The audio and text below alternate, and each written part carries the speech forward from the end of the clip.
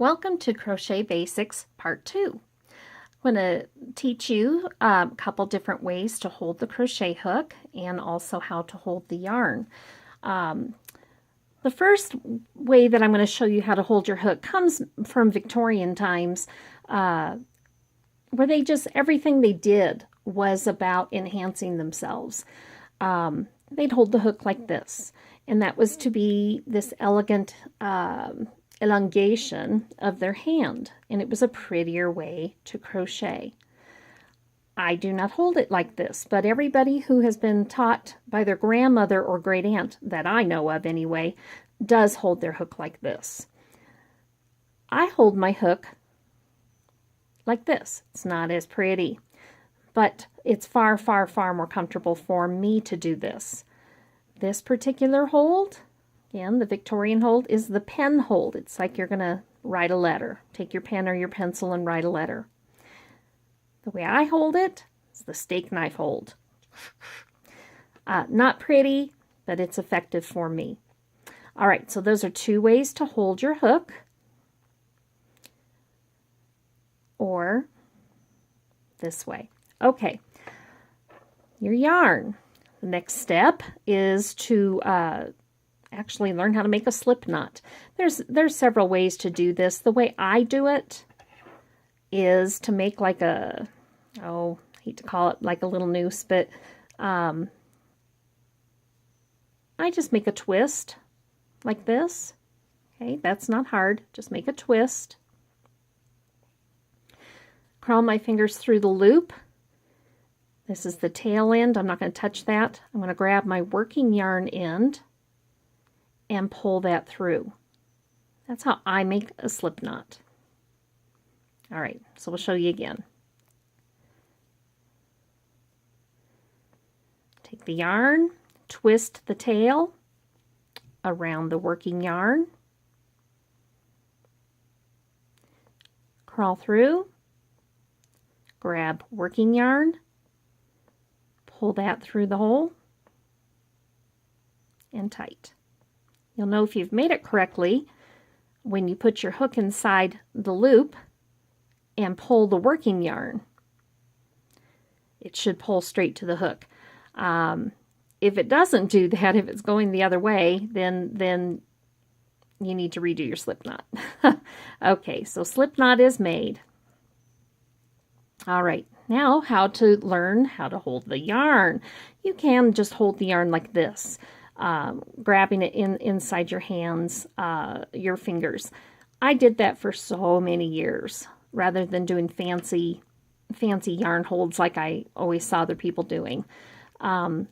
It was great until my hand became sore from that constant clamping down. So I don't hold my yarn like this anymore. You can certainly do that.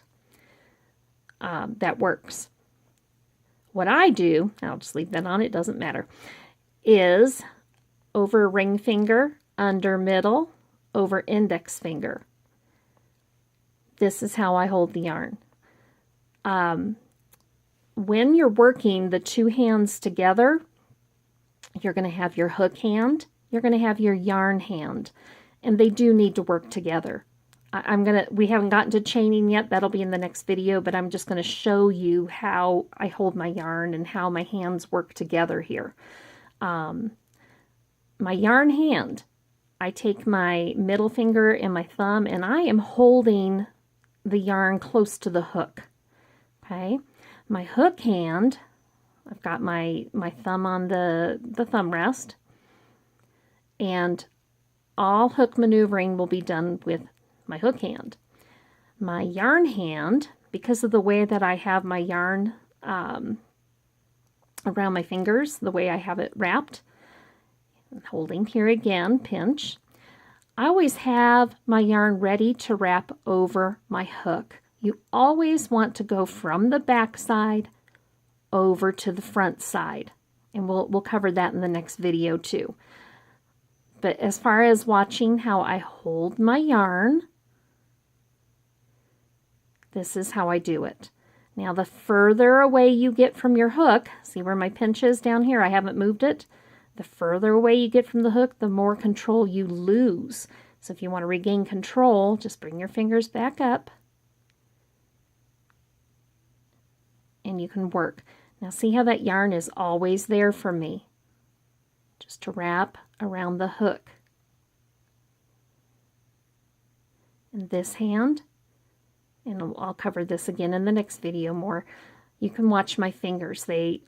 I'm holding the loop on the hook right now so that it doesn't slip off. I'm not going to lose this. Wrap, and now see how I release and I pull it through. So this is how I hold my yarn, and it just, as I am crocheting, it just glides over my fingers.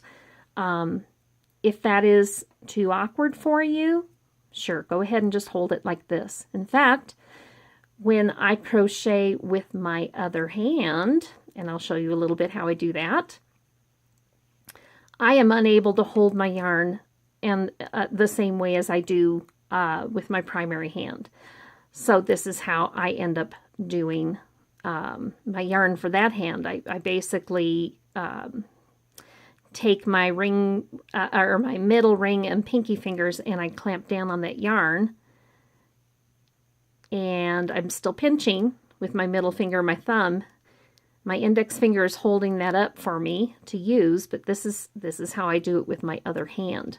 I am just unable to duplicate it perfectly from my primary hand, and that's okay.